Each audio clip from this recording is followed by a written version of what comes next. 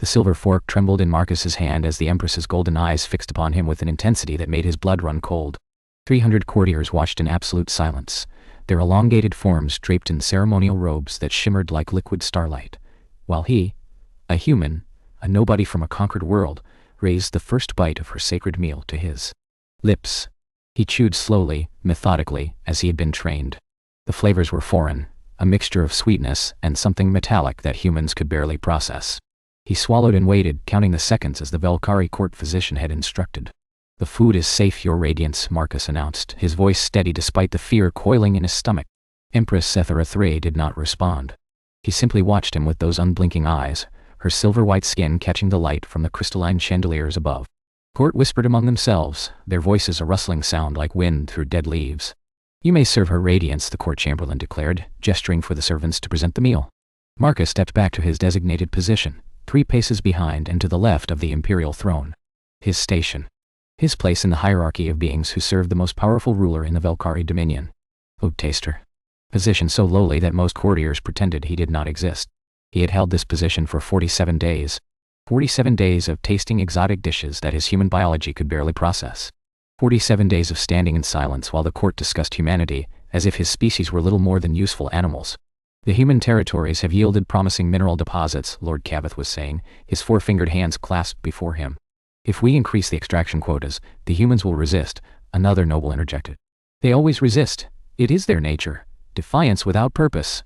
"Then we crush them," Cavith replied dismissively. "As we have crushed all who oppose the Dominion."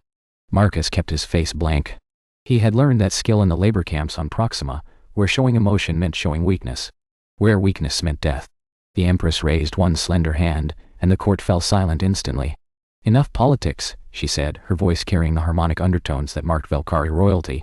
"I tire of your endless scheming. Your Radiance," Lord Cavith bowed deeply, "we seek only to serve the Dominion's glory." "You seek to serve your own ambitions," Sethara replied coolly. "Do not insult my intelligence by pretending otherwise." The tension in the Great Hall became palpable. Marcus had witnessed such exchanges before, the careful dance of power between the Empress and her nobles. But something was different today. There was an edge to Sethara's voice, a weariness that he had not heard before. The servants presented her meal, an arrangement of delicacies from across the Dominion, each dish prepared according to ancient protocols. The Empress looked at the food with something that might have been disgust, or perhaps exhaustion. "Leave me," she commanded. "All of you." Court hesitated. It was unprecedented for the Empress to dismiss her entire assembly during a formal dinner. "Your Radiance," the chamberlain ventured, "protocol dictates." "I am well aware of what protocol dictates," Sethara interrupted. "I wrote half of those protocols myself. Now leave, before I forget my commitment to civilized governance."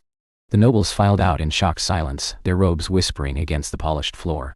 Marcus moved to follow them, but the Empress's voice stopped him cold. "Not you, human, you stay." The doors closed with a resonant boom, leaving Marcus alone with the most powerful being in the known galaxy. His heart hammered against his ribs as he turned to face her. "Your Radiance," he said, bowing as deeply as his human spine would allow. Sethara studied him for a long moment. Then, without ceremony, she rose from her throne and descended the steps toward him. Marcus had never seen her move so casually. The Empress was always rigid, controlled, every gesture calculated for maximum political impact. "What is your name?" she asked. "Marcus, Your Radiance, Marcus Chen." "Marcus," she repeated as if testing the sound. "How long have you served in my household?" 47 days, Your Radiance." "And in that time, how many assassination attempts have you survived?" Marcus blinked. It was not a question he had expected. 3, Your Radiance. 2 through poisoned food, 1 through a contact toxin applied to a utensil. 3 attempts in 47 days, the Empress mused. Your predecessors rarely lasted a week. The Valkyrie we employed often knew which dishes to avoid, a sign of complicity with the poisoners. We tried other species, but none could survive the toxins long enough to provide useful warning. Then someone suggested humans. She paused, her golden eyes searching his face. Your species has a remarkable resistance to chemical agents. Work of your evolutionary history, I'm told. We are adaptable, Your Radiance, Marcus said carefully. It is perhaps our only notable trait. Do not be modest, Sethara said. It does not suit you. She returned to the dining table and looked at the elaborate spread with visible distaste. Then she did something that made Marcus's breath catch in his throat. She reached across the table, picked up his simple metal plate, the taster's plate, containing plain portions of each dish she was meant to consume, and pulled it toward herself. Your Radiance, Marcus said, alarm cutting through his carefully maintained composure. That food is already tested, she finished. Yes, I am aware. She took a bite from his plate, chewing slowly. Do you know why I sent my court away, Marcus Chen? No, your radiance. Because I am tired, she said simply. Tired of poison in my food and daggers in my counsel. Tired of nobles who smile while plotting my demise. Tired of eating meals that may be my last, served by beings who would celebrate my death. She took another bite from his plate and Marcus realized with a start what she was doing. She was not merely eating his food, she was making a statement. To eat from another's plate was, in Valkyrie culture, an act of profound trust. It meant sharing sustenance, sharing vulnerability. I was hired to taste her food for poison, Marcus said quietly, the absurdity of the situation drawing the words from him unbidden. The alien Empress started eating from my plate instead. Cythera looked up at him, and for the first time since he had entered her service, he saw something other than cold imperial authority in her eyes. There was surprise there, and something that might have been amusement. You speak boldly for a food taster, she observed. Forgive me, your radiance. I spoke without thinking. No, she said, setting down her utensil. Do not apologize. It has been a very long time since anyone spoke to me without calculation. Without agenda. She gestured to the chair across from her. Sit. Your radiance, I could not possibly. I am not asking. Marcus sat. The chair was designed for Valkyrie physiology. Slightly too tall and too narrow for human comfort.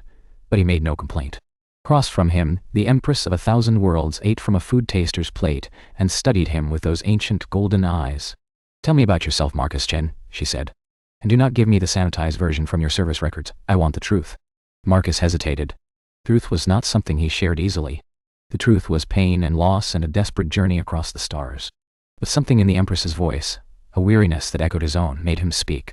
I was born on Earth, he began. In a city called Shanghai. When the Dominion came, I was 12 years old. My parents were scientists, exonobiologists. They thought they could negotiate, find common ground. They were wrong. They were killed, my mother was. My father was taken to a research facility. I never learned what happened to him. Marcus's hands tightened on the arms of his chair. I spent the next 15 years in the labor camps. Mining, construction, whatever the overseers demanded. When I turned 27, a medical evaluation determined that my biology made me suitable for specialized service. Poison resistance, they called it. A useful trait. And so you became a food taster for an alien empress, Cythera said. A slave in all but name, serving the empire that destroyed your family. Yes, you must hate us, she said. It was not a question. Marcus considered his response carefully. I hated once. In the camps, hatred was all that kept me alive. But hatred is exhausting, your radiance. It burns everything it touches, including the one who carries it. I learned to let it go. Now I simply exist. I do my work. I survive. It is enough. The Empress was silent for a long moment. When she spoke again, her voice was softer than he had ever heard it. You are more honest than anyone who has spoken to me in decades, she said. My own advisors, my own blood relatives, they speak only in lies and half-truths. But you, a human slave with every reason to deceive me, speak plainly. I have nothing to gain from lies, your radiance, and nothing to lose from truth. That is where you are wrong, Cythera said. She pushed the plate aside and leaned forward, her silver features sharp in the ambient light. You have much to lose, Marcus Chen. And perhaps much to gain. I am myself in need of someone I can trust. Someone with no political allegiances, no family connections, no hidden agendas. Someone who will tell me the truth even when it is unpleasant. Your radiance, I am a food taster. I am not qualified to... You are qualified by your honesty, she interrupted. That is a rarer quality than you know. I am not asking you to become an advisor or a strategist. I am asking you to remain what you are, a truth-teller in a court full of liars. Marcus met her eyes, searching for the trap, the hidden motive. But all he saw was exhaustion and something that looked almost like hope. I am yours to command, your radiance, he said finally. As I have always been. No, Cythera replied, and there was steel in her voice now. You misunderstand. I am not commanding. I am asking. And I need you to choose freely. Will you help me, Marcus Chen? Will you be my honest voice in a world of whispers? In that moment, looking at the Empress of the Valkyrie Dominion eating from a slave's plate, Marcus felt something he had not felt in years. It was small, fragile, easily crushed. But it was unmistakably hope. Yes, he said. I will. The weeks that followed were unlike anything Marcus had experienced in his years of servitude. Outwardly, nothing changed. He still tasted the Empress's food before each meal. He still stood 3 paces behind her throne during court sessions. He still wore the simple gray uniform of imperial household staff. But privately, everything was different. Every evening after the court had retired, the Empress would summon him to her private study. They would talk, sometimes for hours, about matters great and small. She asked him about Earth, about human customs and beliefs. She asked about the labor camps, about the realities of life under Dominion rule that her advisors never mentioned. In return, she shared her own burdens, the constant threat of assassination, the endless political maneuvering, the loneliness of absolute power. My mother was assassinated when I was 43, she told him one night, her voice distant. By Valkyrie reckoning, I was barely an adult. Suddenly, I was Empress of 1,000 worlds, surrounded by rivals who saw me as weak, inexperienced, ripe for manipulation. I learned to trust no one, to see betrayal in every gesture, poison in every cup. How did you survive? Marcus asked. By becoming harder than they expected. By executing those who plotted against me without mercy or hesitation. By making myself into a weapon that no one dared to wield. She looked at her hands, her long silver fingers curling slightly. I have killed more beings than I can count, Marcus. Not directly. An empress does not dirty her own hands, but by my command. I have destroyed worlds that defied me. I have ordered genocides against species that threatened the Dominion's stability. And humanity? Marcus asked, the question escaping before he could stop it. Cythera's golden eyes met his. Humanity was conquered before I took the throne, but I have done nothing to end their suffering. I have perpetuated the system that enslaves your people. Does that not make me your enemy? Marcus was quiet for a long moment. When I was in the camps, he said finally, there was a Valkyrie overseer named Toreth. He was cruel, needlessly so. He would punish workers for imagined offenses, deny food for days, separate families for sport. One day a new overseer arrived. A female named Keleth. She was no less demanding, no less strict. But she punished only genuine failures. She ensured we were fed adequately. She kept families together when possible. By any objective measure she was still our oppressor. But by comparison to Toreth she seemed almost merciful. And you are saying I am Keleth in this metaphor? Cythera asked. I am saying that morality is rarely simple, your radiance. You rule an empire built on conquest and subjugation. You did not create that empire, but you perpetuate it. The question is whether you will remain what you are, or whether you will choose to become something else. The Empress was silent for a very long time. When she finally spoke, her voice was barely a whisper. I do not know if I have the strength to become something else. Then perhaps, Marcus said carefully, you need not do it alone. It was a dangerous thing to say. It implied equality, partnership, concepts that had no place between an empress and a slave. But Cythera did not rebuke him. Instead, she reached across the table, and, for the first time, touched his hand. Her fingers were cool, her silver skin smooth as polished metal. Touch lasted only a moment before she withdrew, but Marcus felt it like a brand. You are kind, she said. I had forgotten what kindness felt like. The following week saw a subtle shift in their dynamic. The Empress began to ask Marcus's opinion on matters of state. At first he demurred, insisting he knew nothing of politics. But she persisted, and gradually he found himself offering observations, always framed carefully, always deferential, but increasingly honest. Lord Cavith spoke eloquently of the mineral extraction quotas, Marcus said one evening, after a particularly long court session. But his numbers did not match the reports I have seen from the human territories. Either he is mistaken, or he is deliberately misleading you. Cythera raised an eyebrow. You have seen reports from the human territories. I read what I can, your radiance. The library archives are accessible to household staff. And you remember such details? I remember everything, Marcus admitted. It is a trait I have cultivated. In the camps, information was survival. The Empress regarded him with new interest. You are more than you appear, Marcus Chen. I am exactly what I appear, your radiance. A human slave who has learned to survive. Nothing more. We shall see, she murmured. But there was something warm in her golden eyes that made his heart stutter. The first real test came on the 63rd day of Marcus's service.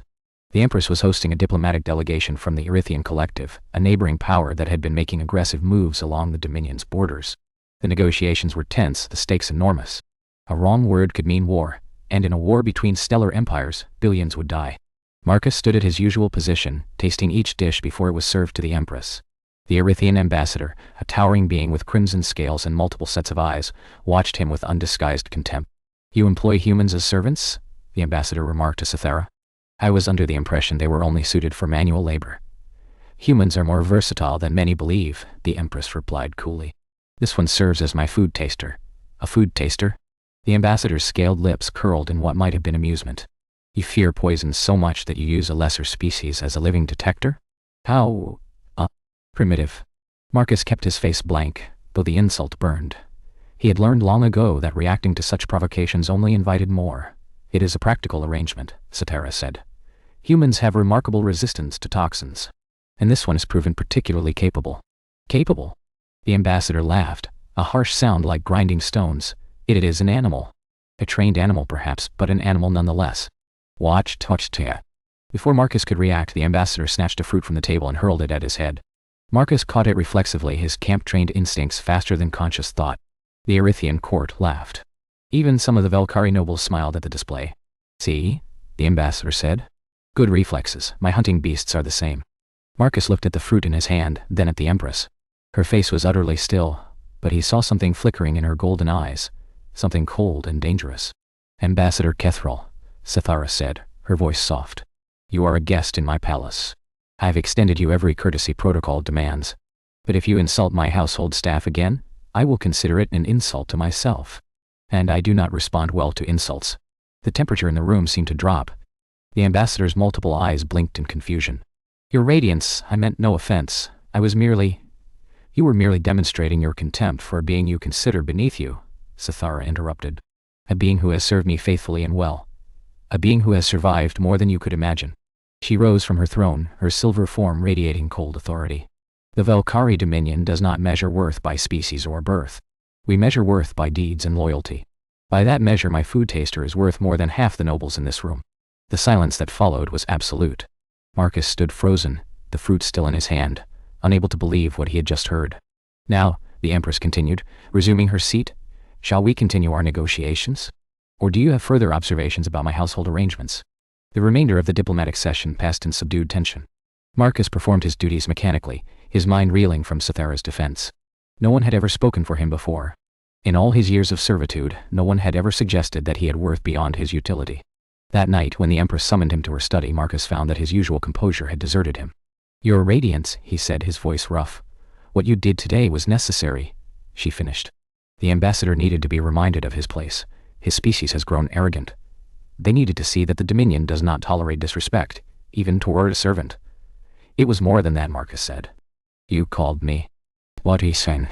You said I was worth more than your nobles. Sithara turned from the window where she had been gazing at the stars. I said what I believed to be true. Does that surprise you? Your Radiance, I am a slave. A food taster. I am worth nothing by any measure your empire recognizes. My empire's measures are flawed, the Empress said. I have come to understand that through our conversations. You, Marcus Chen, are worth more than you know. More than any title or station could convey. She crossed the room toward him, her movements fluid and unhurried. When she stopped, they were barely a foot apart, closer than they had ever been. I find myself caring about you, she said quietly. About your well-being. About your opinion. I find myself looking forward to our conversations, dreading the hours when duty separates us. I do not know what to call this feeling. It is unfamiliar. Marcus's heart was racing. Every instinct screamed at him to step back, to maintain proper distance, to remember his place. But he could not move. Your Radiance, my name, she interrupted, is Sithara. I would like to hear you say it. I cannot, he whispered. It would be inappropriate? Dangerous? Foolish? She smiled slightly. The first genuine smile he had ever seen on her face. Perhaps all of those things. But I find that I no longer care. Say my name, Marcus. He looked into her golden eyes and saw something he had never expected to find. Vulnerability. She was not commanding him. She was asking. And in that asking, she was making herself defenseless. Sithara, he said, and her name was like a prayer on his lips. Her cool fingers touched his face, tracing the line of his jaw. I do not know where this path leads, she said. I do not know if it is wise or foolish or something in between. But I know that I do not want to walk it alone. Will you walk it with me, Marcus? Yes, he said, and meant it with everything he was. The assassination attempt came 3 weeks later. Marcus woke in darkness to the sound of his door being forced open. Before he could react, hands seized him, dragging him from his bed. A hood was pulled over his head, and he felt the cold touch of metal against his throat. Do not struggle, a voice hissed in his ear. We have questions for you. He was taken through corridors he could not see, downstairs that seemed to descend forever into the depths of the palace. When the hood was finally removed, he found himself in a small stone chamber, lit by a single flickering lamp. 3 Velkari stood before him, their faces hidden by ornate masks. The human servant, one of them said. The Empress's new pet. I am her food taster, Marcus said, keeping his voice steady. Nothing more. Lies. The masked figure stepped forward, backhanding Marcus across the face with enough force to split his lip. We know what you are to her. We have watched. We have listened. The Empress shares her meals with you. She shares her thoughts with you. She has made you her confidant. Marcus spat blood onto the stone floor. What do you want? The same thing we have always wanted. A Velkari Empress who remembers her duty to her people, not to alien vermin. Cythera has grown weak. She defends humans in open court. She speaks of reform, of change. She has forgotten that our strength lies in dominion over lesser species. You are Lord Cavus' faction, Marcus realized. We are patriots, the figure corrected. And you are a problem that needs to be eliminated.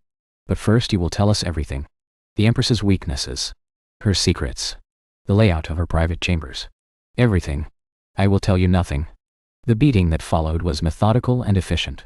Marcus had endured worse in the camps. The Velkari were stronger than humans, but they lacked the creativity of truly sadistic torturers. He focused on his breathing, on staying conscious, on protecting the parts of his body that would kill him if damaged.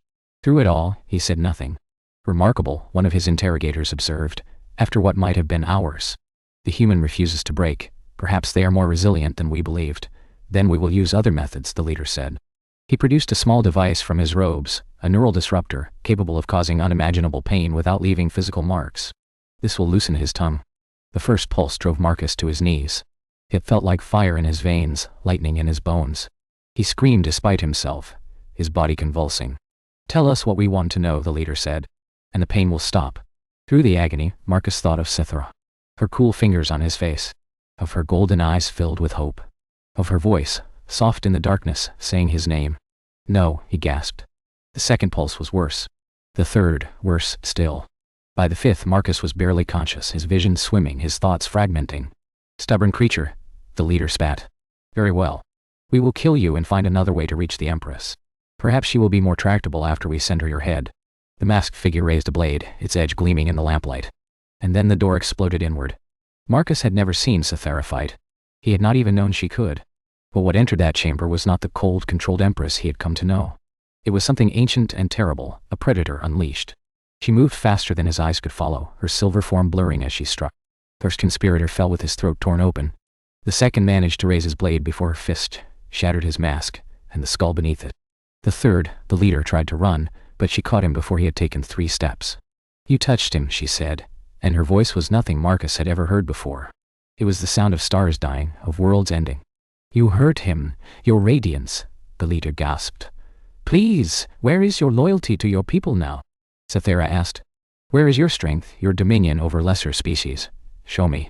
The leader had no chance to respond. The Empress's hand closed around his throat and squeezed, and Marcus heard bones cracking like dry branches. When it was over, Cythera dropped the body and turned to Marcus. Her silver skin was splattered with dark blood, her golden eyes wild. For a moment, she simply stared at him. Then she was at his side, her hands gentle despite their terrible strength, supporting him as he struggled to rise. Marcus, she breathed. Marcus, I'm sorry, I should have protected you. I should have known they would target you. How did you find me? He managed. I felt it, she said, and there was wonder in her voice. When they hurt you, I felt it. A connection I cannot explain. I followed it here. She helped him to his feet, her arm around his waist taking most of his weight. Marcus leaned against her, too weak to maintain any pretense of independence.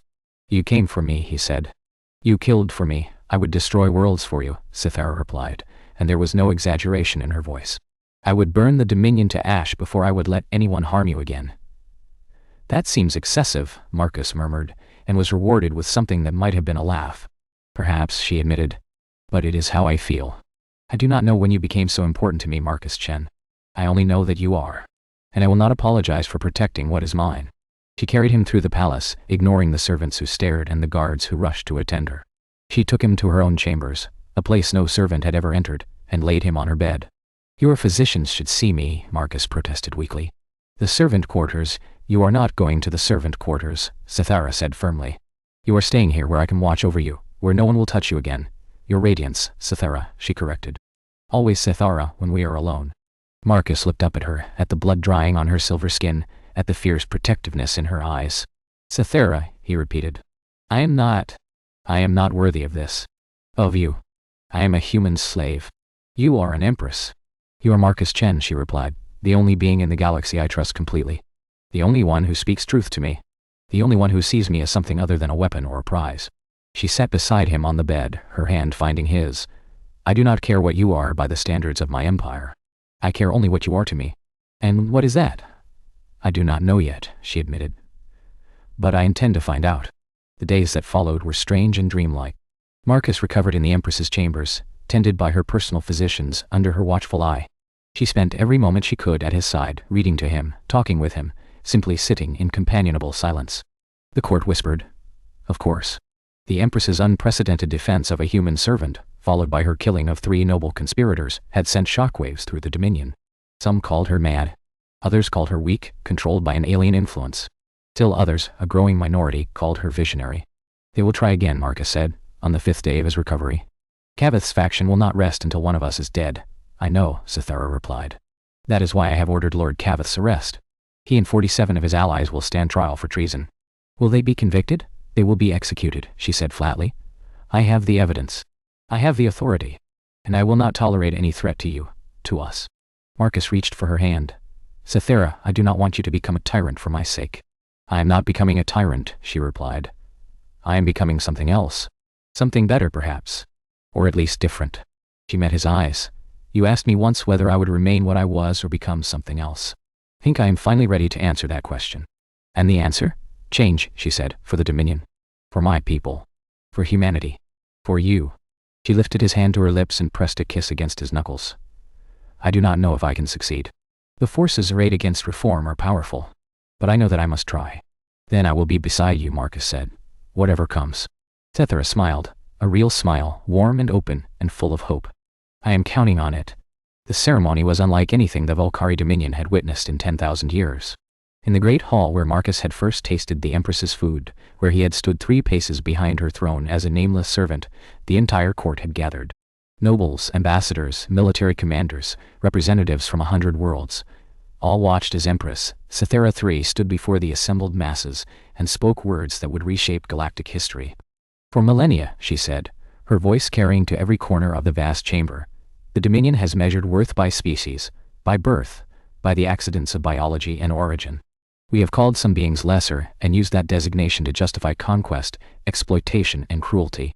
We have built an empire on the suffering of those we deemed unworthy of compassion." Crowd murmured, uncertain. Such words from an empress were unprecedented. "I was taught to see humanity as a resource to be used," Cythera continued. "A young species, weak and primitive, suitable only for labor and service. I believed this because I knew no humans. I had never spoken with one, never learned their stories, never recognized them as beings worthy of respect." She turned, and her golden eyes found Marcus where he stood beside the throne. He was no longer wearing the gray uniform of a servant. Instead, he wore the deep blue of the imperial household, the color reserved for those of noble standing. "One human changed that," the Empress said. "A food taster named Marcus Chen. A man who had lost everything to the Dominion, his family, his freedom, his world. And yet who showed me more honesty, more loyalty, more genuine care than any of the nobles who filled my court. He spoke truth when others lied. He offered kindness when he had every reason to offer only hate. He showed me what humanity truly is. Not a lesser species, but a people of remarkable resilience, compassion, and strength." The hall had fallen silent. Every eye was fixed on the Empress and the human standing beside her. "Today I announce the beginning of a new era for the Dominion," Cythera declared. "An era of reform and reconciliation. I am abolishing the system of forced labor that has enslaved billions of humans across our territories. I am extending full citizenship rights to all humans living within the Dominion. And I am declaring that worth will no longer be measured by species or birth, but by deed and character." The court erupted. Some nobles shouted in approval, others in outrage. Guards moved to maintain order as factions that had simmered for centuries threatened to boil over. Through it all, Cythera remained calm. She raised her hand, and slowly, the hall fell quiet again. "I know that many of you oppose these changes," she said. "I know that some of you will resist, plot, and scheme against me as your predecessors have always done. But I want you to understand something clearly. I am not making these changes out of weakness. I am making them because I have seen what strength truly looks like. Not the strength of conquest and domination, but the strength of mercy, of justice, of choosing what is right over what is easy." She turned fully to Marcus and extended her hand. "Marcus Chen, come forward." Marcus walked to her side, his heart pounding. The eyes of 1,000 beings watched his every step. "I've asked this man to be my advisor, my confidant, and my partner," Cythera announced. "He has accepted. From this day forward he will serve at my side, not as a servant, but as an equal. Not because of his species or his birth, but because of who he is and what he has shown me about the possibility of change." The whispers that ran through the crowd were like the hissing of 1,000 serpents. An empress taking a human partner was beyond scandal. It was revolutionary. "I do not ask for your approval," Cythera said, addressing the court. "I inform you of my choice. Those who cannot accept this new direction are free to leave the Dominion. Those who plot against it will be dealt with as traitors. But those who embrace it, those who see the possibility of something better, I invite you to help me build it. The ceremony continued with formal declarations, legal proclamations, and the signing of imperial edicts. But for Marcus, the words blurred together. He was aware only of Cythera beside him, of her hand occasionally brushing against his, of her golden eyes meeting his with warmth and certainty. Hours later, when the court had finally dispersed and the great hall had emptied, they stood alone together beside a window overlooking the stars. "You have changed everything," Marcus said quietly. "The entire galaxy will be different because of today." "No," Cythera replied. "The entire galaxy will be different because of you. You showed me another way.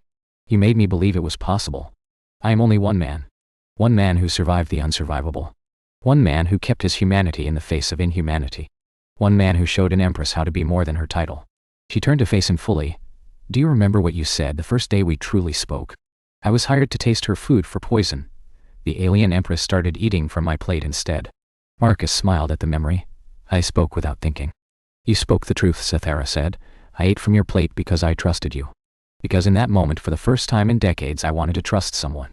I wanted to believe that not everyone around me was a schemer or an assassin. And you proved me right." She stepped closer, her silver fingers intertwining with his darker ones. "This will not be easy, Marcus. There will be resistance. There will be conflict. There may be war. My own people may never fully accept you." "I know," he said. "Are you afraid?" "Yes," he admitted. "But I have been afraid before. I have survived labor camps and assassination attempts and torture. I have lost everything and found a reason to continue. Fear is just another obstacle. It can be overcome." "Together," Cythera said. "Together," Marcus agreed. She leaned forward and pressed her forehead against his, a gesture that, he had learned, was the Valkyrie equivalent of a kiss. Intimate, vulnerable, full of meaning. "I love you," she whispered, and the words were strange on her tongue, borrowed from a human language she had learned only recently. "I did not know I was capable of such a thing. I thought that part of me had been killed long ago, along with everything else soft and weak. But you found it. You brought it back." "I love you too," Marcus replied. "I did not think I would ever love again. I thought that capacity had been burned out of me in the camps. But you showed me otherwise." "We are quite a pair," Cythera said, and there was laughter in her voice. "An Empress who forgot how to feel, and a slave who forgot how to hope. Finding each other across a gulf of species and status and history. Perhaps that is what makes it work," Marcus suggested. "We both understand what it means to be broken. And we both understand what it means to heal." They stood together at the window watching the stars that had witnessed their improbable journey. Behind them, an empire stirred with the beginnings of transformation. Ahead of them lay challenges that would test everything they had built. But in that moment, none of it mattered. There was only Cythera's hand in his, her heartbeat steady against his chest, her warmth surrounding him like a promise. Marcus Chen had come to the palace as a food taster, a disposable human valued only for his resistance to poison. He had expected to die within weeks, another casualty in an endless line of imperial servants. Instead, he had found something he had never thought to seek: a home. Purpose. A love that transcended every boundary the galaxy had tried to impose. The Empress had eaten from his plate, and in doing so, had changed everything. It was, Marcus reflected, a very good beginning.